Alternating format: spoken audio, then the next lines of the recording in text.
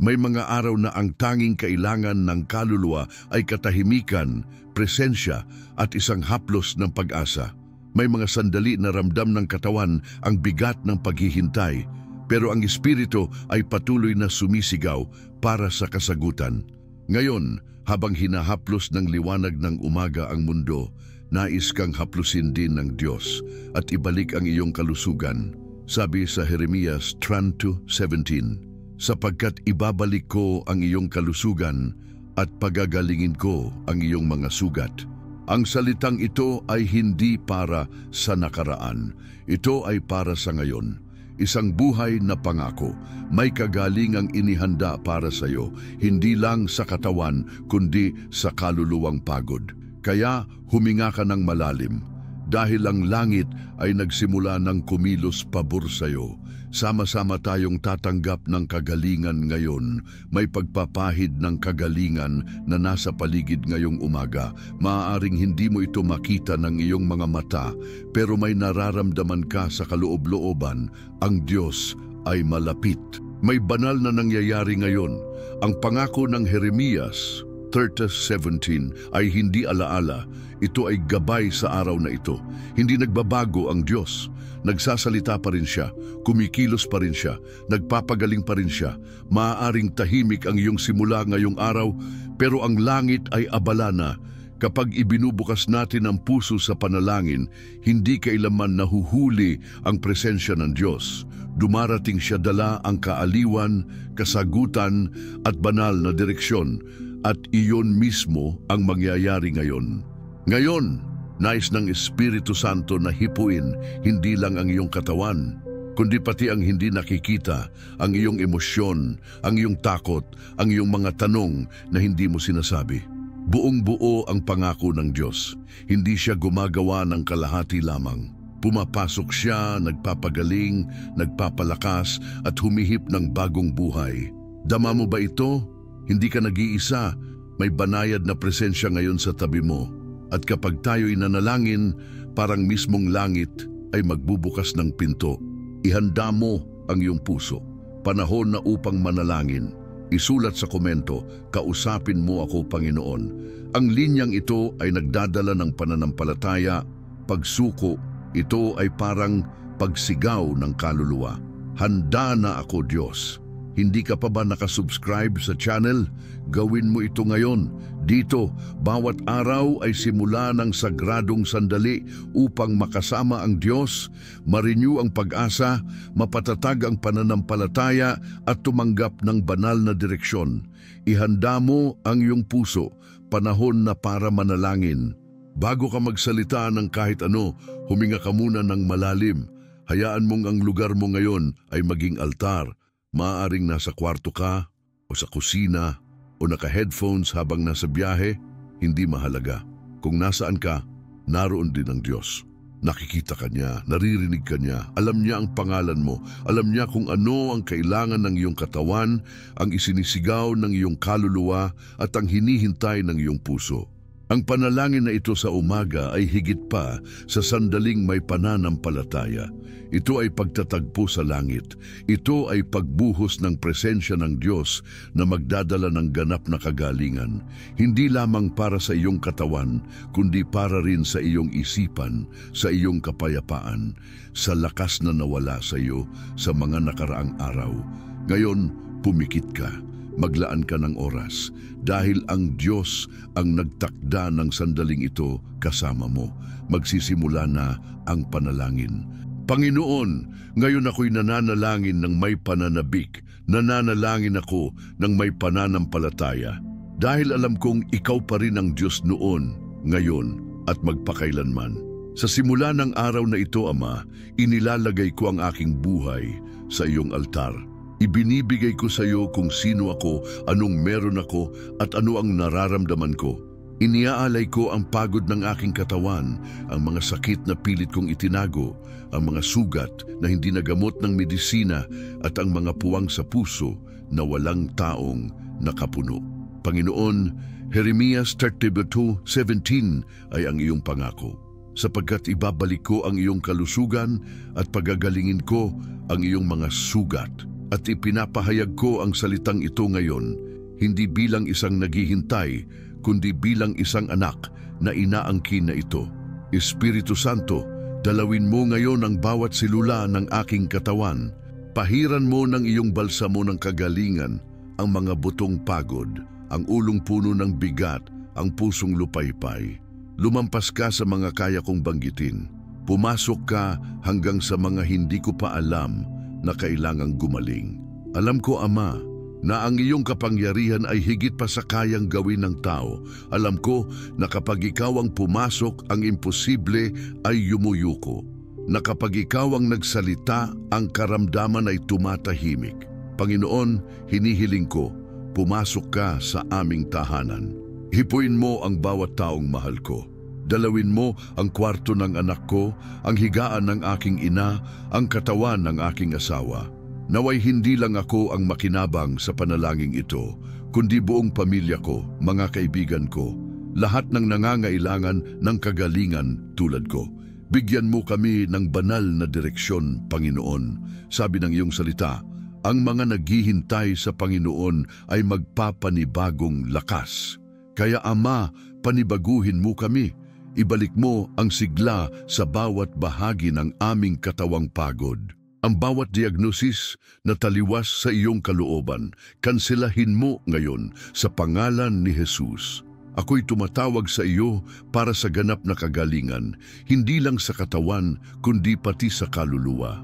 Pagalingin mo ang mga alaala, hilumin mo ang mga nawalang minamahal, pawiin mo ang bigat ng isip, alisin mo ang mga alalahanin, turuan mo akong magpahinga sa iyo, magtiwala kahit hindi ko nauunawaan, patuloy na manalangin kahit wala pa akong nakikita, dahil alam ko ang langit ay gumagawa kahit tahimik.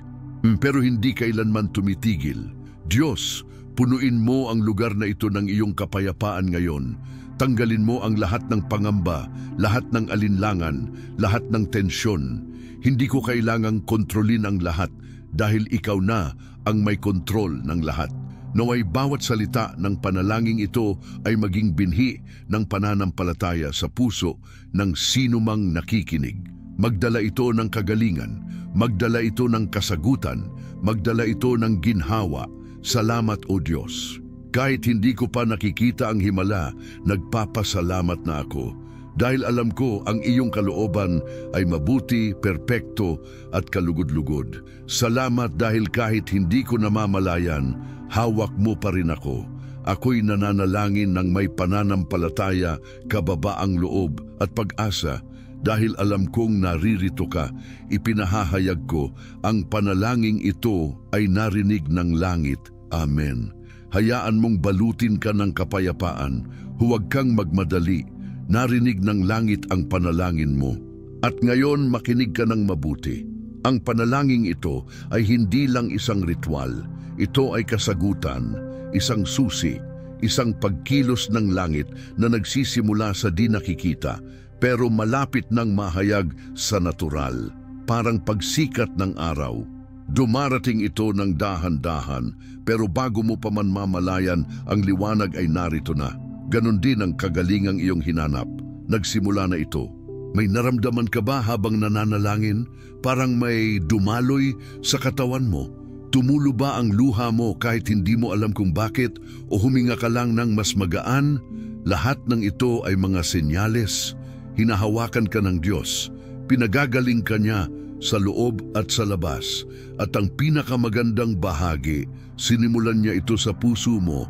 Alam mo ba kung bakit? Maraming beses nararamdaman ng katawan ang epekto ng tinatago ng kaluluwa. May mga sakit na namamaalam, walang pangalan at kilala niya lahat. Siya ang Diyos na sumusuri sa puso't kalamnan. At ngayon sinasabi niya sa iyo, anak, ako'y gumagaling sa iyo. Inaayos ko ang mga sugat na hindi na magamot ng iba. Angkinin mo ang pangakong ito. Hindi gaya ng malabong pag-asa, kundi bilang isang matibay na katiyakan. Ang panalangin sa umaga ay isang portal, isang paanyaya, isang muling pagkikita. Nagbukas na ang langit para sa iyo ngayon. Hindi ka nakatulad ng kahapon. May nagbago, may nag-ayos, may kumawala. Samahan mo ako sapagkat higit pa ang dadating mula sa langit. May banal na direksyong ilalabas ngayon, ngunit bago iyon, nais kitang hilingin ng isang bagay na magpapalalim pa ng karanasan na ito. Ikomento mo ngayon sa ibaba ang isang linya ng pananampalataya. Pwede mong isulat, naniniwala ako, o pangalan ng isang mahal mo na nangangailangan rin ng panalangin. Kung naramdaman mong hinaplos ng panalangin ito, ang iyong espiritu, i-like mo ang video ngayon. Ang iyong simpleng kilos ay nagdadala ng mensahe sa iba pang nangangailangan. Nararamdaman mo ba ito? Ang gaan na dumaan sa paligid, ito ang haplos ng langit, ito ang pagpapahid ng kagalingan, at may ipinipinapang Diyos sa puso mo, isang kwento, hindi lang para palakasin ka, ngunit para patibayin ang iyong espiritu na siya ay hindi nagbabago.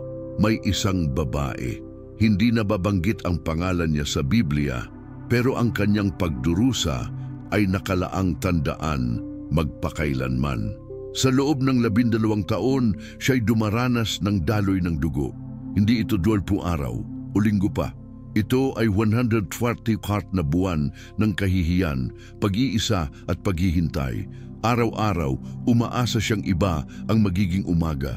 At gabi-gabi, pareho ang sakit na dala niya. Ilang beses kaya siyang tumitig sa langit at nagmumuni-muni, "Panginoon, kausapin mo ako. Pagalingin mo ako, hindi ko na ito kaya." Nakikilala mo ba ang pakiramdam ng babaeng ito?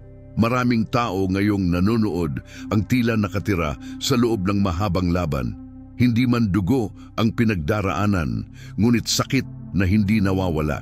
Pagod na patuloy, diagnosis na hindi bumabago, sintoma na paulit-ulit. Ayon sa batas noon, hindi siya malinis, hindi siya makapagsama sa iba, hindi siya makakahawak sa sinuman. Ngunit alam mo ba ang ginawa niya? Pinili niyang hawakan si Jesus. Hindi siya humingi ng permiso. Hindi siya naghangad ng atensyon. Pinili lang niyang lumapit sa gitna ng karamihan, sa gitna ng kilos, sa gitna ng panganib. At nang siya'y humawak, hindi basta hawak. Ito ay hawak na may pananampalataya. Sabi sa Biblia, naraman ni Jesus na may kapangyarihang lumabas mula sa kanya. Tumigil siya at sinabi, "Sino ang humipo sa akin?" Sinabi ng mga disipulo, "Turo mo, Panginoon, masikip dito." Pero sumagot si Jesus, "May isang tao talagang humawak sa akin." At doon, harapan ng lahat, lumingon siya at pinanood ang babaeng iyon. Sabing niya, "Anak, iniligtas ka ng iyong pananampalataya, mamuhay ka ng may kapayapaan, mawala na ang sakit mo." Napapansin mo ba ang salitang ginamit niya na anak? Hindi siya nagsabi babae, ginang o ikaw. Sinabi niya, anak. Kung kailan siya tumingin ng may pananampalataya, kinilala siya bilang bahagi ng kaharian. Hindi lang siya pinagaling, pinabalik siya sa pagkatao, sa pagkakilanlan, sa espiritu. At iyon ang nais gawin ng Diyos sa iyo ngayon. Hindi ka lang isang kahilingan, hindi ka lang isang karamdaman. Ikaw ay anak, ikaw ay kapatid sa pananampalataya. At ang haplos ng iyong panalangin kanina, ito'y tunay, si Jesus ang nakadama, kumilos ang langit. Alam mo, marami sa atin ang tumatagal ng taon sa sariling pagsisikap lang, sa doktor, gamot, testra, terapiya. Lahat yan ay may silbi, may papel, pero may mga sugat na nagagamot lang sa espiritu. May kagalingang dumating kapag tayo'y humawak kay Jesus ng may pananampalataya. At marahil ay hinanap mo lang ito bilang panalangin tulad ng dati. Ngunit hindi ito basta panalangin. Ito ang iyong pagtatagpo sa Panginoon. Si babae na may daloy ng dugo ay hinarap ang maraming hadlang upang maabot si Jesus. Ikaw, kasing simple lang niya, pindot ng play. At iyon ang haplos na nagpasimula ng bagong kwento. Ang tunay na kagalingan ay nagsisimula kapag nakatagpo ang pananampalataya sa pangako.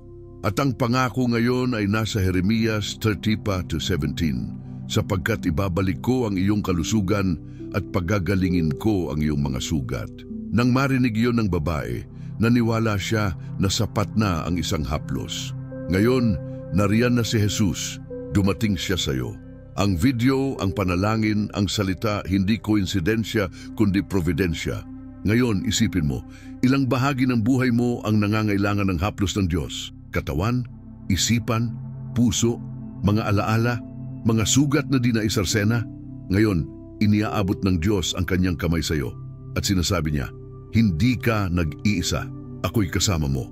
Ako ang iyong ama, ako ang nag-aalaga sa iyo. Noong impagaling ni Jesus ang babaeng iyon, hindi lang ginawa itong muli buhay ng katawan. Binigyan niya ng boses ang boses ng babae. Kaya't siya nang makapagsalita muli at mabuhay ng may buong tapang. At iyan din ang mangyayari sa iyo. Babaon mo ang takot, mababalik ang iyong tinig, mababalik ang pagmamahal sa iyong paglakad ng walang sakit, walang pagkakasala. Hindi lang ito gawing panggaling, ito'y pagbabalik. Nararamdaman mo ba ito? Pumikit ka sandali, daan sa bawat bagay na naniwala kang hindi ka ana. Ngayon ay isipin mo si Kristo ang nakakatingin sa iyo at sinasabing, mamuhay ka ng payapa, iniligtas ka ng iyong pananampalataya. Hindi ito simbolikong salita, ito'y espiritual na katotohanan. Hawak mo si Jesus at siya ay nakadama. Alam mo ba ang pinakamagandang bahagi nito? Pagkatapos siyang pagalingin, tumigil ang karamihan. Nakatitig sila sa kanya at doon siya binigyan ni Jesus ng pagpupugay. Ang dati kahihiyan, naging patotoo. Ang dati pagtanggi, naging pagkilala. Ang dati sakit, naging kapayapaan. Iyan ang nais gawin ng Diyos sa iyo. Maraming bahagi ng buhay mo ang siya niyang paparangalan dahil sa iyong tahimik na pananampalataya. Maraming pangako ang tutubo dahil pinili mong manalig kahit may sakit. Maaaring hindi mo alam kung ano ang bukas, pero alam mo na kung sino ang nag-aalaga sa iyo ngayon. Kaya kinin mo ito, tanggapin ang salita, hindi magmadali, hindi magduda, ngunit magtiwala ng buong puso. Hindi lang ito kwento para sa inspirasyon, ito'y pag-activate ng pananampalataya at ito ay nangyari sa loob mo. Alam ko, narinig mo ba ang presensya ng Diyos habang naririnig mo ito? Nagkaroon ka ba ng luha? Nagpakita ka ba ng pasasalamat? Nasabi mo ba, Panginoon, nagtitiwala ako sa iyo? Kaya ngayon, sabihin mo ito, hindi lang sa bibig, kundi buong puso. Panginoon, hinahaplos kita ng may pananampalataya. Pwede mo rin banggitin ang pangalan ng isang mahal mo na nangangailangan din ng haplos ng Diyos. Pwedeng kapamilya, kaibigan o kahit nakikita lamang online. At kung hinaplos ka ng panalangin ito, kung ang kwento ay tumimo sa puso mo, kung sinalubong ka ng presensya, mag-subscribe ka sa channel ngayon. Dito, araw-araw kang tatanggap ng direksyon mula sa Diyos, pangako niya at panalangin sa umaga. Ngayon, huminga ka ng malalim dahil ang susunod na bahagi ay magpapalalim pa ng iyong pananampalataya. Gusto mo bang malaman kung ano ang nakakaakit ng haplos ni Jesus sa ating buhay? Sagot, pananampalataya at ganap na pagsuko. Marami ang makaririnig tungkol kay Jesus. May ilan ding lumalapit, may mga sumasunod mula sa malayo, pero ang tumatama ay yaong kumakapit, nagpupunyagi, pumupunit sa karamihan at buong tapang na sinasabing, Panginoon, kausapin mo ako ngayong araw, hipuin mo ako, naniniwala ako. Iyan ang humihila ng himala, iyan ang nagpapagalaw sa langit. At ikaw, sa pagtunghay mo ngayon at pananambit mo ng salita ng panalangin, kasama ka na sa grupo ng mga humahaplos. Ngunit ano pa ang maaaring gawin upang maranasan ang ganap na kagalingan at pagbabalik ng lahat sa katawan at kaluluwa? May mga espiritual na hakbang na nagpapabilis sa tugon ng Diyos. Una, pasasalamat bago ang himala. Maaaring tila kakaiba, magpasalamat pa bago dumating ang kagalingan, ngunit iyon ang paraan ng pananampalataya. Kapag nagpapasalamat ka bago mangyari ang hinahangad mo, sinasabi mo sa langit, Panginoon, labis ang tiwala ko sa iyo, kaya't ipinagdiriwang ko na ang tagumpay bago pa ito dumating. Naalala mo noong pinarami ni Jesus ang tinapay. Bago niya ipinamahagi ang pagkain, nagpasalamat siya. Bago dumating ang himala, dumating ang pasasalamat. Ngayon dahil naroroon ka sa puntong ito, magpasalamat ka na para sa iyong kagalingan kahit nararamdaman mo pa ang sintomas. Ito ay nagpapasigla ng kilos ng Diyos. Ang pananampalataya ay nagpapasalamat, nagdedeklara at inaangkin bago ang iba. Sabihin mo ngayon, sa mababang tinig o sa isip, "Salamat Panginoon para sa kagalingan na paparating na. Inaangkin ko na ito." Pangalawang susi, totoong pagsuko. Maaaring marami ka nang nanalangin, maraming luha, pag-udyok, panawagan. Ngunit may kaibahan ang manalangin at ang ganap na pagsuko. Ang pagsuko ay pagsasabing, "Ama, ang buhay ko ay iyo. Ayaw ko lang ang milagro. Ninais ko ang iyong layunin sa akin." Nang hinaplos ni babae ang may daloy ng dugo kay Jesus, siya'y sumuko. Handa siyang makilala, humarap sa publiko, patotohanan ni Jesus, buong puso't kaluluwa, hindi lang sa katawan niya, kundi sa kaluluwa niya. At hindi tumatanggi ang Diyos sa pusong ganito, lumaluhod siya, nakikinig siya, kumikilos siya. Nais mo bang maranasan ang ganap na pagbabalik niyan? Ihandog ang iyong sarili ng buong buo. Huwag ikubli ang sakit. Huwag itago ang pag-aalinlangan. Alam niya na, nilalayuan mo siya at nais niya na pangalagaan ka. Ikatlong susi, kapatawaran. Maaaring hindi mo ito inaasahan, ngunit minsan hindi kakulangan ng pananampalataya ang pumipigil sa himala, kundi ang talang ng mga nakalimutang sugat. Sinasabi ng Biblia na bago natin ialay ang ating handog sa Diyos, dapat nating patawarin. Ito ay totoo rin para sa ating mga panalangin. Ang pagpapatawad ang nagbubuksan ng daan, nililinis nito ang puso. Nagpapagaling ito. May kailangan ka bang pakawalan ngayon? Isang taong nagdulot ng sugat, isang alaala na patuloy na bumabagabag. Dalhin mo iyon sa Diyos at sabihin mo, "Ama, pinapawalan kita, pinapatawad ko.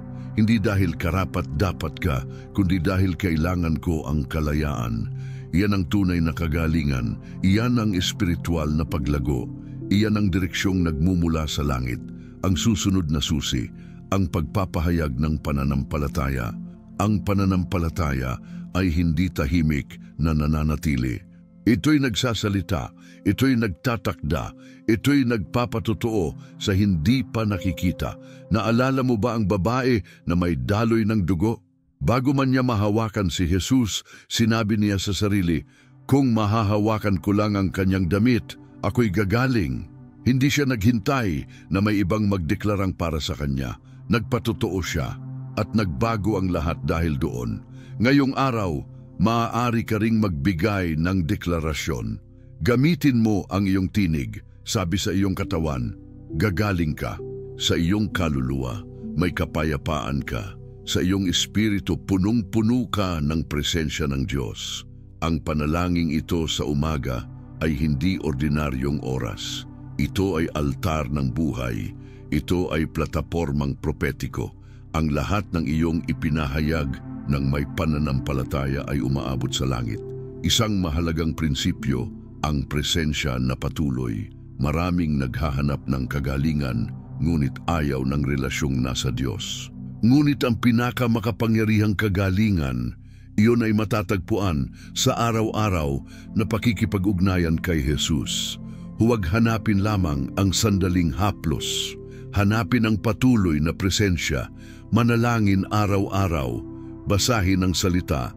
Ipahayag ang mga pangako. Manatili ka rito kasama namin tuwing umaga. Kapag naging bahagi ng iyong buhay ang panalangin sa umaga, nagiging paraan ng pamumuhay ang kagalingan. Nagiging permanenteng kapayapaan. Ang direksyon mula sa Diyos ay nagiging malinaw. At panghuli, isang mahalagang pakal na nais kong ipaalala sa iyo, hindi mo kailangang maramdaman para maniwala. May mga araw na hindi mo mararamdaman ang anumang panginginig. Wala kang emosyon, wala kang maramdaman. Ngunit hindi ibig sabihin noon ay hindi ka narinig ng Diyos. Dahil ang pananampalataya ay hindi batay sa nararamdaman, ito'y nakabase sa pinaniniwalaan mo. Ang pangako ng Jeremias 30:17 ay nananatili kahit sa mga tahimik na araw. Kahit kapag ang katawan ay sakit pa, hindi nagbabago ang diagnosis at ang pag-iisip ay puno ng pagod. Nagtatrabaho pa rin ang Diyos. Ang Diyos ay nananatiling Diyos. Siya ay patuloy na nagpapagaling. Kaya mo bang magtiwala dito? Pwede ka bang magpahinga sa katotohanan na iyon? Sumamo ka na ngayon ng may kapanatagan at autoridad. Panginoon, kahit hindi ko maramdaman, nagtitiwala ako sa iyo. Sabihin mo ito bilang isang kasulatan, isang katotohanang naglilingkod sa iyong kaluluwa. Sapagkat kapag naninindigan ang pananampalataya, nawawala ang takot at narito na ang Espiritu Santo. Sa mismong sandaling ito, hinahaplos kung saan mo pinakakailangan, sa mga bahagi ng iyong kwento na tanging Diyos lang nakakaalam. At lahat ng iyon upang magbalik loob, para mag-renew, para magpagaling. Nagdadala siya ng kabuuang kalusugan, kagalingan na higit pa sa pisikal, pagbabalik loob na bumubuo muli. At ito pa lamang ang simula. Ngayon, kumuha ng sandali, huminga ng malalim. Hayaan mong ang mga salitang ito ay dumaloy sa puso mo. Pahintulutan mo ang pananampalataya na mag-ugat sa kaluluwa mo. Hayaan mong ang Espiritu Santo ang magsalita sa iyo. Pumikit ka. Dama mo ba ang nangyayari sa loob mo? Ang tinig ng Diyos ay humihip ng bagong buhay sa iyo. At bago tayo magpatuloy, nais kitang imbitahan sa isang napakasimpleng bagay, ngunit napakamakapangyarihan. Isulat mo ngayon sa comments ang isang deklarasyon ng pananampalataya. Maaaring ito ay, nagtitiwala ako sa Diyos. Nagsimula na ang aking kagalingan, o Panginoon, pagalingin mo ang aking katawan at kaluluwa. Isama mo rin ang pangalan ng isang tao na nais mong pagpalain sa pamamagitan ng panalangin ito sa umaga. Maaaring anak, kapatid, kapitbahay o katrabaho. Kilala sila ng Diyos. Alam niya ang bawat pangalan. At kung hindi ka pa nakasubscribe sa channel na ito, pindutin mo na ang subscribe. Dito, bawat umaga ay puno ng pangako ng Diyos, direksyong espiritual at salitang nagpapalakas. Tuloy lang dahil ang susunod na bahagi ay magpapatibay sa lahat ng natanggap mo ngayon. Ngayon na ang oras para magdeklara ng may kapangyarihan. Handa ka na ba? Ito na ang sandali kung kailan ilalagay mo ang iyong pananampalataya sa pagkilos sa pamamagitan ng mga salitang makalangit. Hindi basta salita ng tao, kundi mga deklarasyong galing sa pangako ng Diyos na kaugat sa kanyang salita at pinapakawalan sa espiritual na kalangitan. Sabi ng Kawikaan 18:21, ang buhay at kamatayan ay nasa kapangyarihan ng dila. Ibig sabihin, ang lumalabas sa iyong bibig ay maaaring magdala ng kagalingan o magpanatili ng sakit, pwedeng magpalaya o magpatuloy sa bigat. Ngunit ngayon, sa mismong sandaling ito, pipiliin mong magsalita ng buhay. Pipiliin mong ideklara ang kagalingan. Pipiliin mong manindigan bilang isang taong nananampalataya. Ngayon, ulitin mo, sa isip man o malakas na tinig, ang mga salitang ito. Panginoon, naniniwala ako na ang aking katawan ay pinapagaling na. Tinatanggap ko ang ganap na kagalingan. Ang lahat ng sakit ay may katapusan na. Ang bawat karamdaman ay nawawalan ng lakas. Bawat bahagi ng aking buhay, pisikal, emosyonal, espiritual, ay hinahaplos ng iyong makapangyarihang kamay.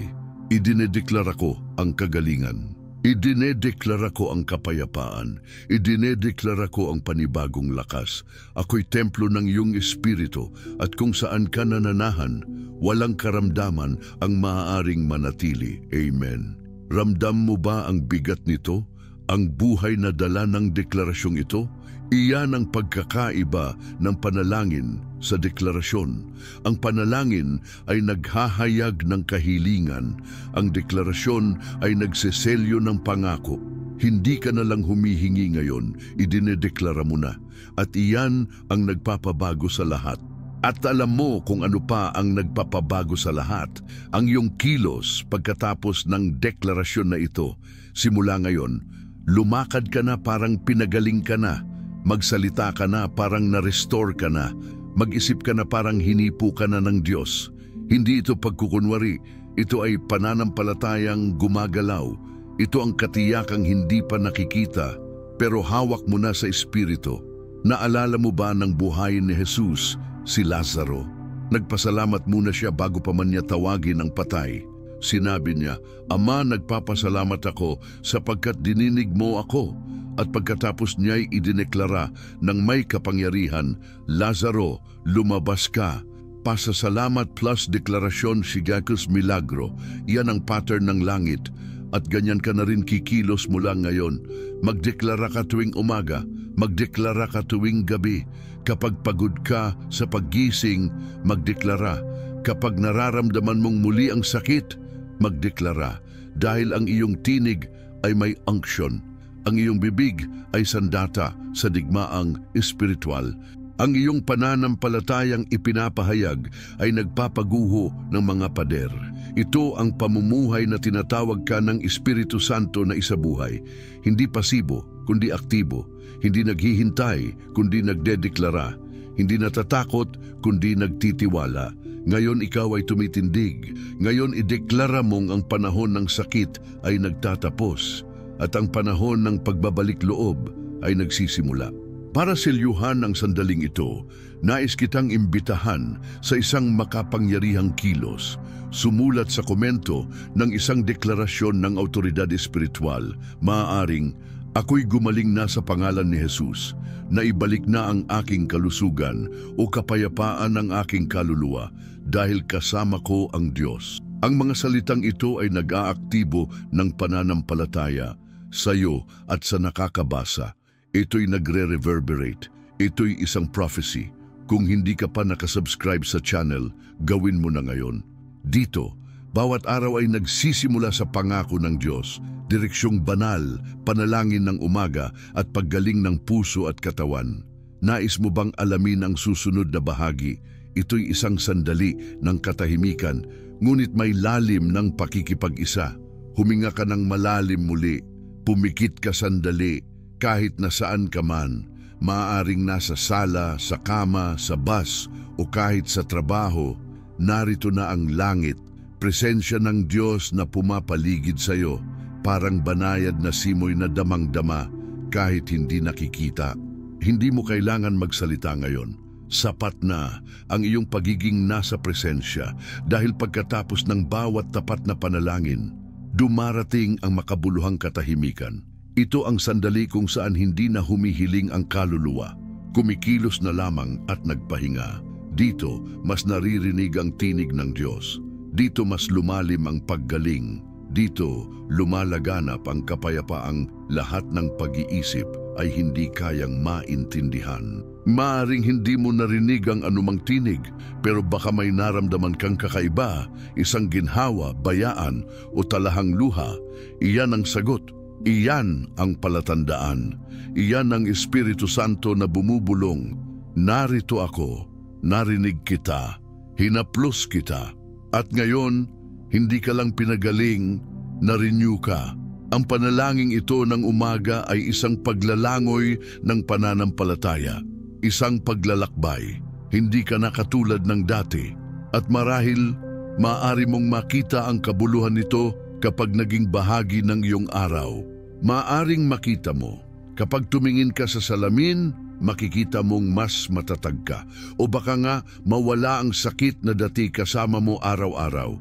At kung hindi sa katawan, sa espiritu mo ito magaganap. Mapapansin mo, may nagbago, may na-restore sa'yo. Ito ang kapangyarihan ng pangako ng Diyos na hinahaluan ng tapat na pananampalataya. Ito ang pagkakaiba ng panalangin na mababaw at panalangin na humahaplos sa langit. Ngayon, nais kitang hikayatin na panatilihin ang presensyang ito sa iyong puso. Huwag hayaang sirain ng ingay ng araw ang kapayapaang naramdaman mo. Huwag hayaang mapalitan ng mga salitang salungat ang tinig ng Diyos na narinig mo ngayon. Tandaan mo, ang restorasyon ay isang proseso, pero ang himala ay nagsimula na. Bawat umaga ay maaaring maging bagong hakbang sa lakbay ng pananampalataya, gabay mula sa langit, panalangin buhay at tugon mula sa Espiritu. Kasama mo ang Diyos. Patuloy kanyang hinuhubog.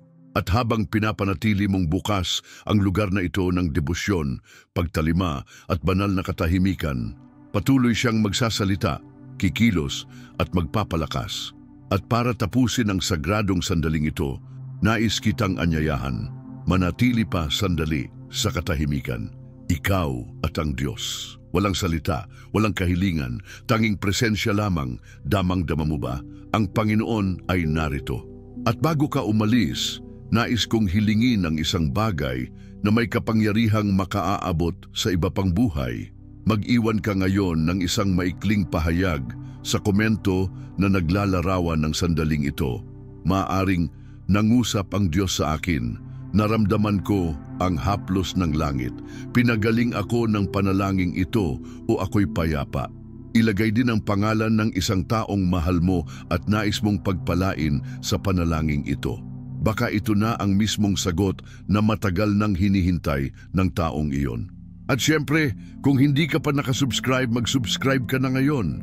I-activate ang bell icon. Dito, araw-araw kang palalakasin sa panalangin ng umaga, salita ng pananampalataya, banal na direksyon at buhay na pangako mula sa Diyos.